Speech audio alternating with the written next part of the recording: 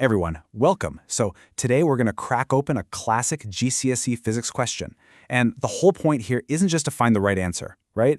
It's about really getting inside the examiner's head to understand what they're looking for, so you can lock in every single one of those marks. Okay, let's dive right in. So what we've got here is question 6 from a higher tier paper, and it's all about the national grid. This one's a real classic, because it tests you on two different things, your understanding of the concepts and your skills with a calculator. We're going to take it apart piece by piece. Let's kick things off with the very first part of the question. This is all about the start of the electricity's journey right from the power station. Okay, so here's our first challenge. The question asks you to explain why transformer X is used. Now, you've got to pay attention to two things here. The word explain and the fact that it's worth 4 marks. That's a huge clue. It means we can't just throw a single fact out there. We need to build a story, a proper chain of events, using our physics knowledge. Okay, so this is literally the perfect answer. This is exactly what an examiner is looking for, point by point. Each bit logically flows into the next. First up, you identify it. It's a step-up transformer. Simple. Then, you say what it does. It increases the voltage. So what? Well, that leads to the third, crucial point. For the same amount of power, a higher voltage means a lower current. And here's the kicker, the whole reason for doing all this. A lower current means way less energy is lost as heat in the cables. That makes the whole system more efficient. See how that works? It's a perfect chain of logic, and that's your 4 marks, right there. All right, so we've seen the electricity leave the power station with the super high voltage. But what happens when it gets to the other end of the line, near our homes? Let's look at the next part. Now, this one's only worth 2 marks, so you know it's going to be a bit more straightforward. We just need 2 solid points. What is this transformer, and why is it there? Nice and simple. And yeah, transformer Y is basically the total opposite of X. It's super simple.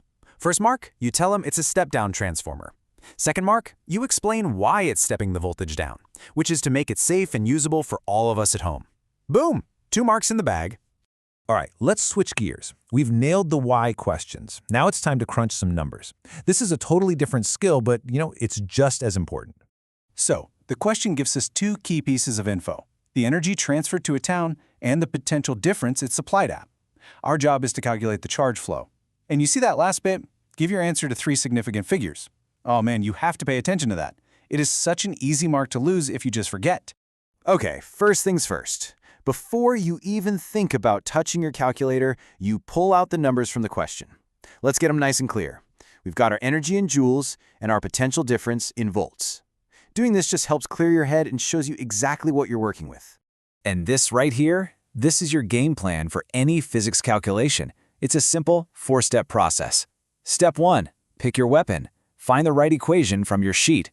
Step 2, load it up. Substitute your numbers in. Step 3, fire. Do the calculation. And step 4, this is crucial, check your work. Make sure you followed any special instructions, like rounding. So you scan your equation sheet, and you're looking for something that links charge, energy, and potential difference. And there it is. Charge flow, or Q, equals the energy transferred, E, divided by the potential difference, V. Now for the plug-and-play part. We just take the numbers we pulled out earlier and drop them right into the equation. So Q is going to be 3.24 times 10 to the 11, all divided by 230. Okay, punch that into your calculator, and it's going to spit out this massive long number, right? But wait, remember step 4? We have to round it. So we chop it down to 3 significant figures, which gives us 1.41. And because it's such a huge number, we pop it into standard form. 1.41 times 10 to the 9.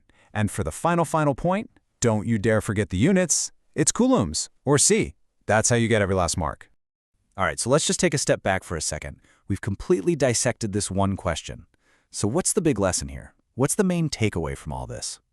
Here's why this is so important. You might look at a big, high-mark question in an exam and just freeze up. But the secret is, it's not one big, scary problem. It's just a bunch of smaller, simpler steps all chained together. You just have to tackle them one by one. So look, as you're revising, just keep this idea in your head. Don't just try to memorize a bunch of answers. Focus on the method. What's the process for explaining something logically? What are the steps for any calculation? Because if you know how to find the answers, you'll be able to handle absolutely anything they throw at you.